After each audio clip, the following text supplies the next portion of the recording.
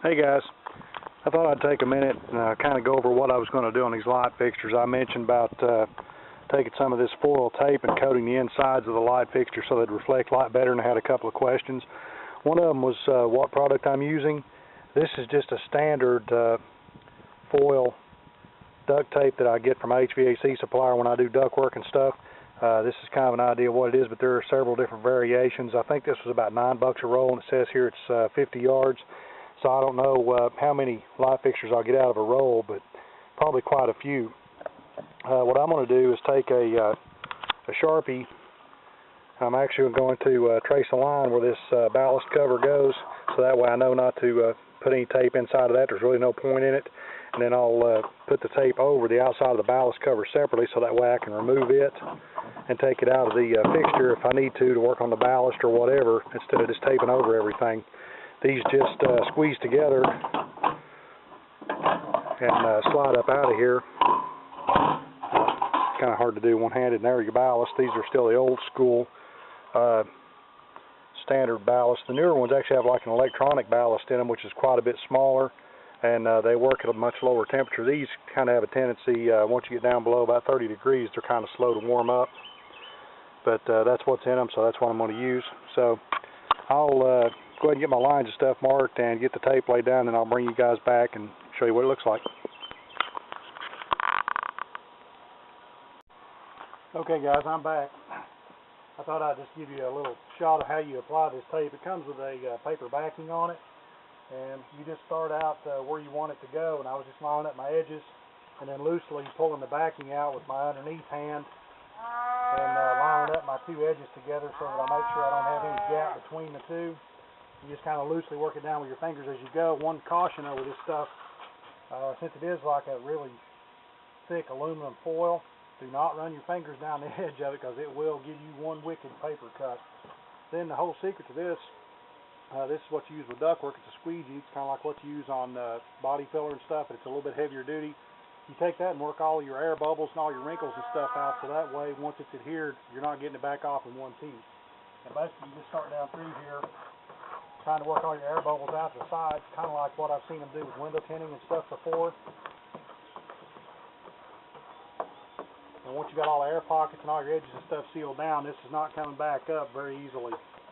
That's one reason it works so well, to seal up the metal ductwork to make it airtight. So it will definitely work good for this. And if you do happen to have an air bubble or something here or there, you can just take a small utility knife or something and put a little tiny hole right in the middle, and it'll squeegee down. So that way you don't have any air pockets or anything behind it.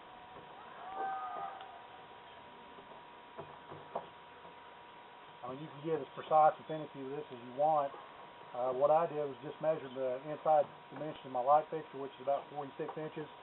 I cut off several lengths of my foil tape to 46 inches, and then just started working on getting it laid in here without a whole lot of overlap or any gaps under it.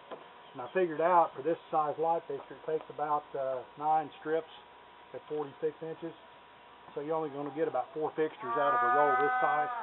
But that gives you some idea. Well, I'll turn you guys off and bring you back once I got this one done, and I'll turn it on with one right beside of it that doesn't have the foil on it, so that way you can kind of see the difference. So I'll bring you guys back in a few minutes. Hey guys. I'm not sure if you can tell a whole lot of difference. It's still daylight outside. I put this over here in my woodshed so you can kind of see the difference. Sorry for the lines through there. I believe the 60 cycles per second is kind of messing with the camera. But you can see clearly the reflection of the bulbs in the tape, so I know for a fact it's reflecting more light out than just the standard fixture is. I don't have a lumens meter to actually tell you how much brighter. Of course, I'm sure a lot of it would help if these were brand new bulbs. And there's also different color temperature bulbs as well. These are cool white. I think when I go to replace them, I'm going to get probably sunlight bulbs, which are a lot whiter, so they actually show up more from what I understand. So I also wanted to do a couple of shout outs to some new guys to the garage. Let me get my paper so I don't forget them. Some of you have already subscribed to them, but the first one is POS Bug Guy. he's got a neat project going on, and if y'all haven't seen him yet, you need to cruise on over to his channel. I'll put everybody's YouTube address in the closing credits. That way, in case I butcher somebody's name up or something, you guys will be able to find him.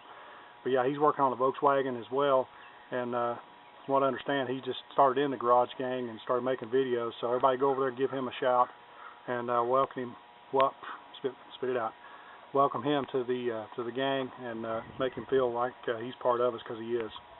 The next one is a guy that Faster Cat recommended. It. He went over to his garage a couple of weeks ago and did some video on his Mustang and everything. He's finally started his web channel.